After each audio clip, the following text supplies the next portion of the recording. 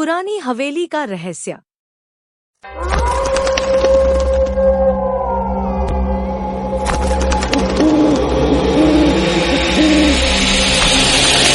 गांव और हवेली का डरावना माहौल।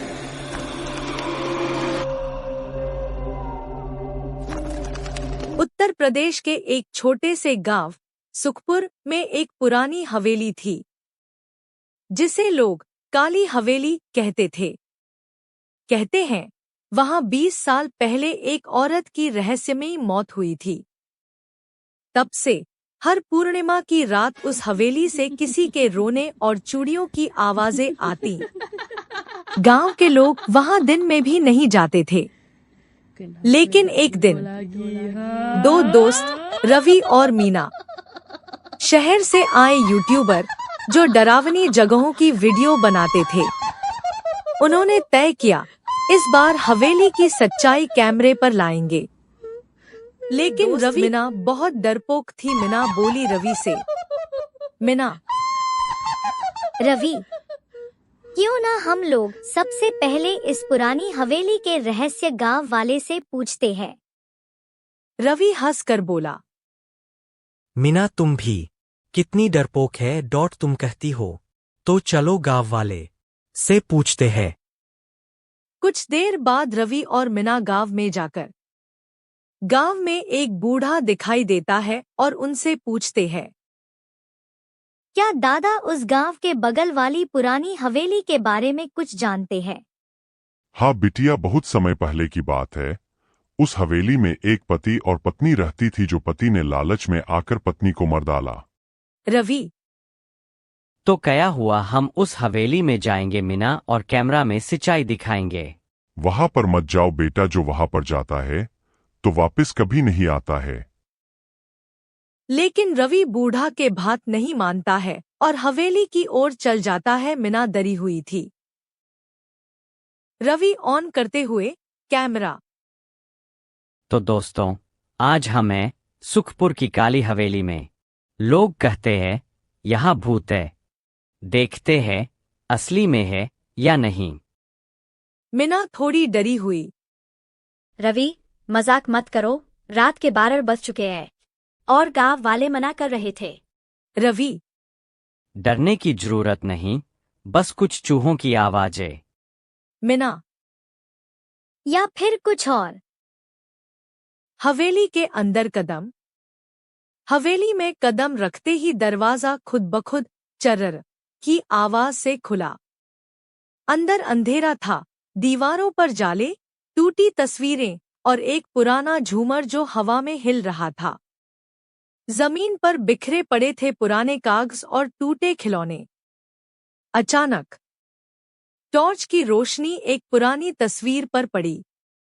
तस्वीर में वही औरत लाल साड़ी में, बड़ी मुस्कान लिए।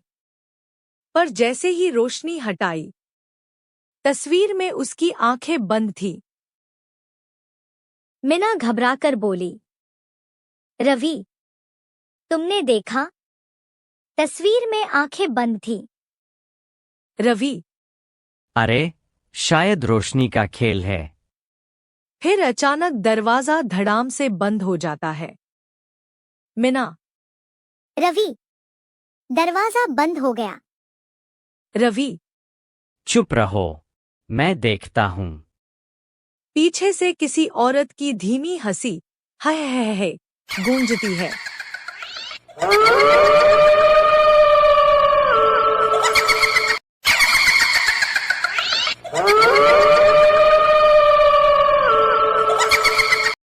हवेली की आत्मा का आना। वो आवाज पास आती गई। कमरे की ठंडी हवा जम गई। दीवार पर एक साया, सफेद कपड़ों में एक औरत का। उसके बाल जमीन तक लटक रहे थे और आंखों से खून टपक रहा था। भूतनी धीमी आवाज में, रवि कांपते हुए, हाँ, हम वीडियो बना रहे थे। मीना, हमें माफ कर दो। चुड़ैल, मुझे भी माफी चाहिए थी, लेकिन किसी ने दी नहीं। हवेली की दीवारें कांपती हैं, फर्श पर लाल रंग फैलने लगता है। तुम कौन हो? चुड़ैल। मैं सविता, इस हवेली की मालकिन। मेरे पति ने लालच में मुझे झड़ दिया ताकि हवेली बेच सके। अब मैं किसी को भी नहीं जाने देती जो इस हवेली में कदम रखे। भागने की कोशिश। रवि और मीना दरवाजे की ओर भागते हैं, लेकिन हर बार जब वे किसी कमरे से निकलने की कोशिश करते, वे उसी कमरे में वापस पहुंच जाते, जैसे हवेली उनके साथ खेल खेल रही हो। अचानक बिजली चमकती है और कैमरा गिर जाता है। कैमरे में दिखता है भूतनी उनके बिल्कुल पीछे खड़ी है। रवि डर के मारे चिल्लाता है। नहीं, हम वापस नहीं आएंगे, हमें छोड़ दो। चुड़ैल। अब बहुत देर हो चुकी।